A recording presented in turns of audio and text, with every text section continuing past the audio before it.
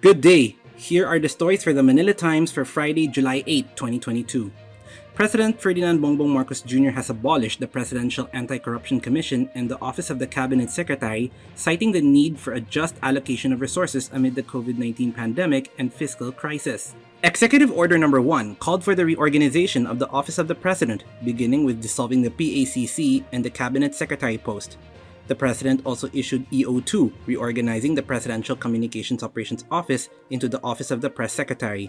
Marcos's predecessor, Rodrigo Duterte, created the PACC in 2017 to directly assist the President in investigating and/or hearing administrative cases primarily involving graft and corruption against all presidential appointees. In his EO, Marcos said the PACC's jurisdiction, powers, and functions were already inherent to the President. He said the President could discipline and remove public officials and employees, except those who are not under his authority. The PACC's anti-corruption functions will be taken over by the Office of the Deputy Executive Secretary for Legal Affairs. Executive Secretary Victor Rodriguez will wind up the operations of the PACC. He will also take charge of the disposition of the PACC's functions, positions, personnel, assets, and liabilities. Former Presidential Advisor for Entrepreneurship and Go Negosyo founder Jose Maria Joey Concepcion III has proposed a traffic light approach in determining COVID-19 alert level systems. Concepcion discussed the proposal with private sector representatives and a group of medical, data, and economic experts in the first of several consultations to chart the country's pandemic policy direction. A majority of Filipinos, or 63%, support the repeal of the rice tariffication law, signed into law by former President Rodrigo Duterte in 2019. Publicos' second quarter survey showed 8% of the survey respondents disapprove of repealing the law, while 29% neither approve nor disapprove. The law replaced quantitative restrictions on rice imports with a tariff system, where the import dues go to the Rice Competitiveness Enhancement Fund and collections over the 10 billion peso fund to the Rice Farmer Financial Assistance. Some groups claim that the farmers' net income significantly dropped since the law was passed due to rice importations and rising cost of production. Several foreign health authorities have issued warnings against a brand of instant noodles they suspect of being contaminated with the pesticide ethylene oxide. In a post on its official Facebook page, the Environmental and Health Directorate of Malta issued a notice for several flavors of Lucky Me Pancit Canton and Lucky Me Instant Noodles Beef flavor for having high levels of the chemical. A similar warning was issued by the Food Safety Authority of Ireland, noting that it is recalling a batch of Lucky Me Instant Pancit Canton noodles original flavor due to the presence of ethylene oxide, which is an unauthorized pesticide. In its advisory, the Irish agency said, while consumption of the product does not pose an acute risk to health, there could be health issues if ethylene oxide is consumed over a long period of time.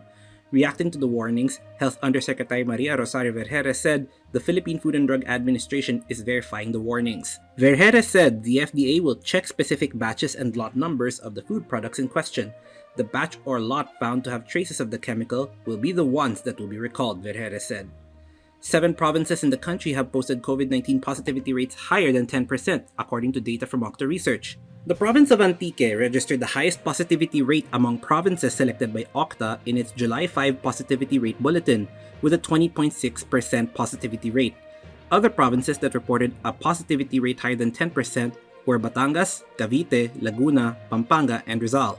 The National Capital Region posted a 9.8% positivity rate, along with the provinces of Bataan, Benguet, Bulacan, Davao del Sur, Isabela, and Pangasinan, which reported positivity rates of higher than 5%.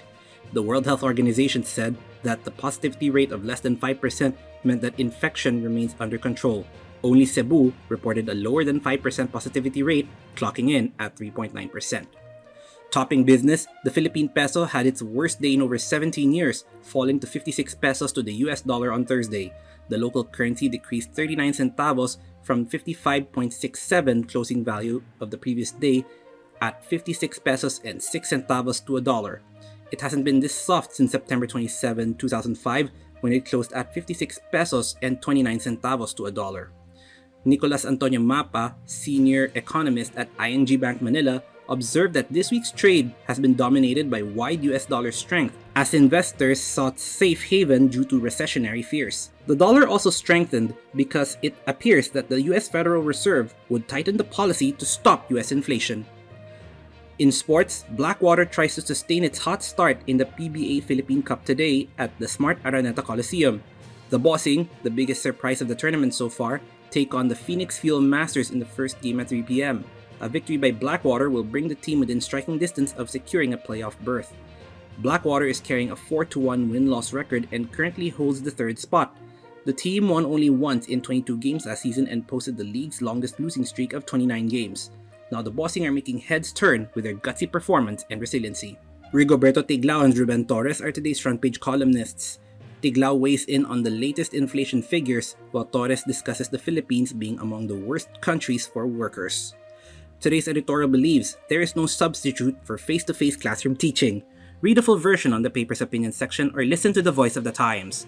For more news and information, get a copy of the Manila Times on print, subscribe to its digital edition, or log on to www.manilatimes.net. Follow us on Twitter, Facebook, or Instagram, and keep up with the Times. On behalf of the Manila Times, this is Eric John Sico reporting. Have a safe Friday ahead. Our longest trusted English newspaper since 1898. Now available digitally. Computer. Order the Manila Times Digital Edition. Subscribed. Get the Manila Times Digital Edition for less than 2 pesos and 50 centavos per day when you sign up for 1 year.